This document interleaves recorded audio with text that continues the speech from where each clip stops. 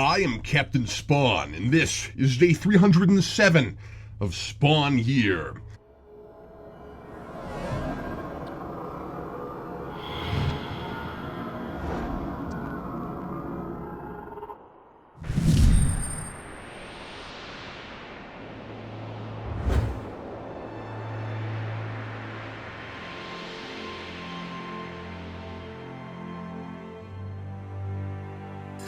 Now that Spawn has banished God and Satan, remade the world, and exiled himself back to the alleys, we're back to that old, familiar, sluggish pacing and deliberately drawn-out storytelling.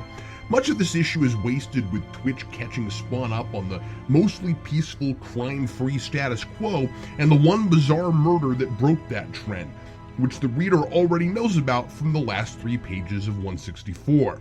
Since it wasn't relevant to Al's story that issue, and I anticipated it might be totally recapped here, I didn't mention it when I wrote that entry. And good thing too, or today's critique would be the length of a first grade book report.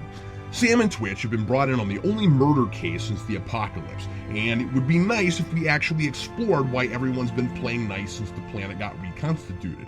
A kid beat his roommate to death with a Sam Laurel statuette for leaving the cap off the toothpaste, and when he's questioned, he's eerily forthcoming about it, like he knows it was awful but he just couldn't take it anymore. There was a line, and it was crossed. It's the sort of perplexing and bizarre case I came to expect from Bendis' Sam and Twitch series, and I'm enjoying that hard-boiled, gritty melodrama vibe again. If Spawn is going to spend all his time punishing himself and wishing McFarlane hadn't retconned the ending of Blood Feud, we need some sort of proactive characters to move the story along so we're not just watching stuff happen to people, and especially now that Sam and Twitch are solid allies with Spawn and they can't deny the supernatural any longer, it's a smart move to place them back at the center of the story. I just wish it hadn't taken the time it takes from birth to middle school to finally get these 3 to this status. Twitch finds Spawn and asks for his help because this crime is wiggy and gives him a good excuse to ask about the end of the world. Spawn insists he deserves the boring, insect-ridden eternity he's got planned for himself, and that he has no friends, determined to sabotage any semblance of story progression. But Twitch wants to be in a story where things happen and people go and do things, and implores Spawn to make himself useful regardless of the past, ensuring Spawn that Sam and Twitch care about him no matter what he's done. He's a better man than I.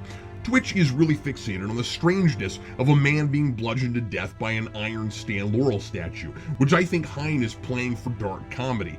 I guess it's ironic because the guy got killed by an image of one of the kings of slapstick. Twitch then begins to tell Spawn about a second, even stranger case, which the issue bookends with, giving us an in-scene account of a woman with a nasty, nervous habit of picking at the skin around her fingernails. She obsessively does this to the point of a disgusting infection, and wears gloves so her boyfriend won't know, much like people who depressively hurt themselves wearing extra clothes to hide their wounds. The boyfriend wants to marry her, but she seems non-committal, probably due to her self-destructive habit, but finally gets up the gumption to pop the question, only to find that Celia has ripped off the flesh all over her body for the sake of a gross-out reveal, saying, "I had to see what was underneath." Geez, Celia, check out an anatomy book or do a Google image search. There are much easier ways to find out what the human body looks like beneath the surface, and no evidence yet that there's any kind of subtext to that. This is all set up. No idea yet what's possessing these people to display this extreme and irrational behavior, but I can be sure these incidents are related and that they have something to do with that kid in the elevator with the boyfriend with the spider on her tongue.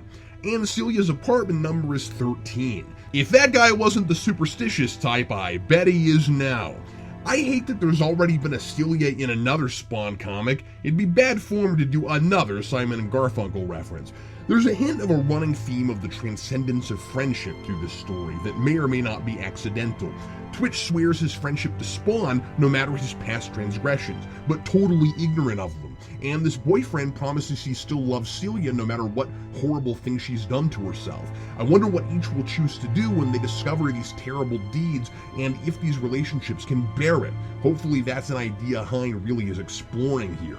We have new art from editor Brian Haberlin, and after reading all those letters from him in the backs of the books, it's nice to see him pulling his weight and that he has some talent.